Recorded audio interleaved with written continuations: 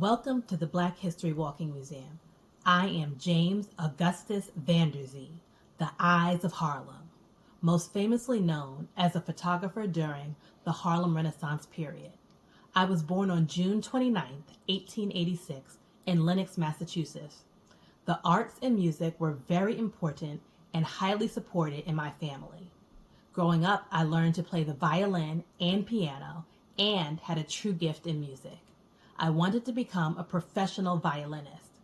I also liked to draw, but struggled with getting the pictures the way I wanted it to look.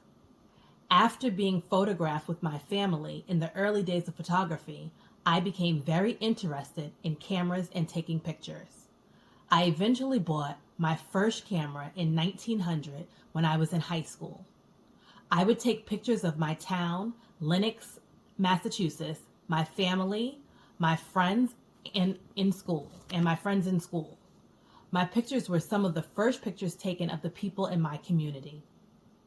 In 1906, I moved to Harlem, New York with my brother and father.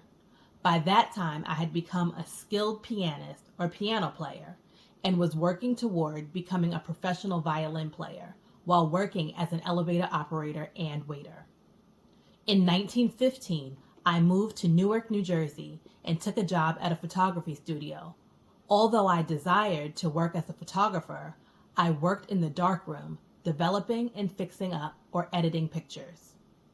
I later became a portraitist after filling in for my boss while he was away.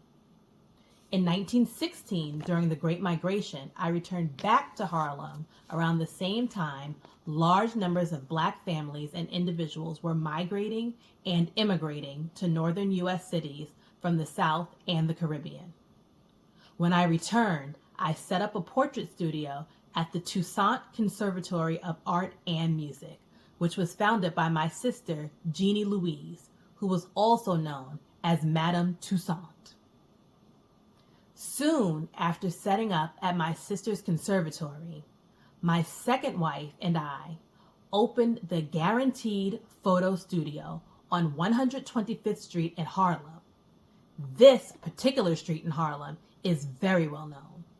It also houses the world-famous Apollo Theater. My business really took off at this time. I was taking pictures of all kinds of famous and important people from then until about 1945 regularly. Some of my subjects were the poet Countee Cullen, dancer Bill Bojangles Robinson, Black nationalist leader Marcus Garvey, and boxer Joe Louis, to name a few.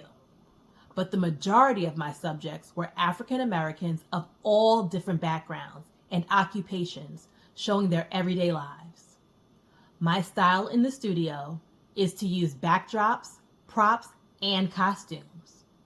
At the end of World War I photographed the victory parade of the returning 369th Infantry Regiment of mostly African American soldiers who were also known as the Harlem Hellfighters. I would label, sign, and date every portrait I did. When my portrait business slowed down due to people now owning cameras of their own, I started concentrating on fixing up or restoring old photographs. In 1967, the Metropolitan Museum of Art discovered my old prints and negatives and wanted my work to be part of the Harlem on My Mind exhibit in 1969. This exhibit gave my photography career new life, and I began taking pictures of people like Jean-Michel Basquiat and featuring my work in different museums and galleries. It has been my pleasure sharing a little bit of my story with you. I will be visiting your classrooms and walking the hallways, awaiting your thoughtful questions and giving out red gatorgrams.